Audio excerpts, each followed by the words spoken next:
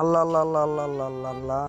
একটা ট্রাকের পিছনে দীর্ঘ সময় নিয়ে তাকে ওভারটেক করার জন্য চেষ্টা চালাচ্ছিলাম, কিন্তু ট্রাকটাকে ওভারটেক করার মতন কোনো সুযোগ হয় নাই। কারণ আপনারা ভিডিওর মাঝে দেখতেছেন ট্রাকটার পিছনে যে মালামাল নিছিল সেই মালামাল কিন্তু ঝুলে রয়েছে, সেটা যে কোনো মুহূর্তে পড়ে যাওয়ার একটা সম্ভাবনা থাকতো। আর এই মালামাল যেন নিচে না পড়ে সেজন্য ট্রাক ড্রাইভারের পিছনে দীর্ঘ সময় নিয়ে দৌড়াচ্ছিলাম। তাকে ওভারটেক করে একবার হলো বলি যে আপনার পিছনে মালামাল পড়ে যাচ্ছে, কিন্তু তাকে ওভারটেক করার মতো সেই সুযোগটা আমি পাচ্ছিলাম না, কারণ সে নাইট কোচের থেকে অনেক গতিতে গাড়ি চালাচ্ছিল। আমি বর্তমানে আপনাদের সাথে যে কথা বলতেছি আমার গাড়ির গতি আছে মিনিমাম 60 থেকে 65, আর সে 70 উপরে টানতেছে তার ওভারলোড গাড়িটা নিয়ে।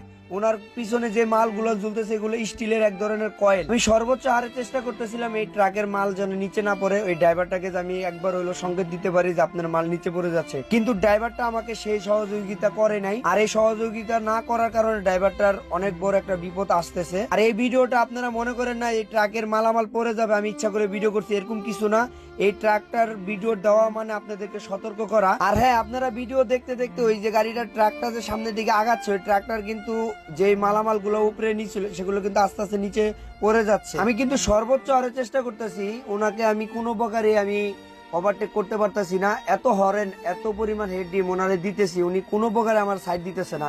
এবং কি আমি যখন সামনে যাই ওনার আরো গতি বেড়ে যায়। আপনারা দেখেন ওনার সাইলেন্সারটা কি পরিমাণ দোয়া বাইর করতেছে, উনি কিভাবে পিক আপ ধরে রাখছে।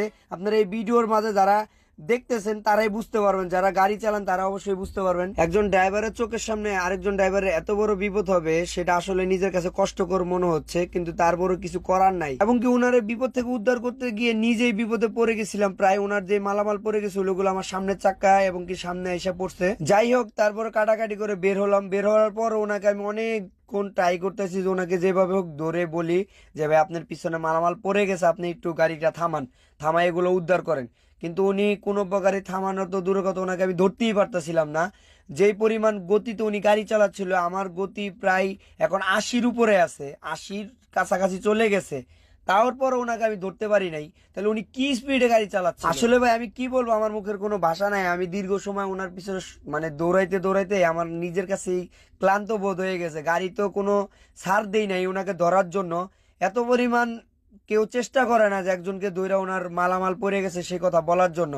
কিন্তু আমি যে পরিমাণ চেষ্টা করছি ওনাকে শুধুমাত্র ওনার মালামাল গুলো যেন উনি সুন্দরভাবে গুছায় বা বাইন্দা নিতে পারে, কিন্তু ওনাকে আমি ধরার মতো সেই স্কুপটা পাই নাই। অবশেষে এখানে এসে ওভারটেক করে মনের জিদ দিয়ে ওনাকে চাপ দিয়ে তারপর দাঁড়া করাইলাম। এখন আর কি করার, 10 কিলো আগে মালামাল ফালাই দিয়ে আসছে, এখন তার বইলা লাভ না। ওই মালামাল এতক্ষণে নিয়েও গেছে চোরে, এবং কি পিছনে আরো দুইটা ঝুলতেছে, এই দুইটাও সামনে গেলে পড়ে যাবে। এখন মনের জিদ ওনাকে একটু গালাগালি করলাম যে এইভাবে কি মানুষ গাড়ি চালায়। প্রায় 4 থেকে 5 বান্ডিলের মতন মালামাল পড়ে গেছে।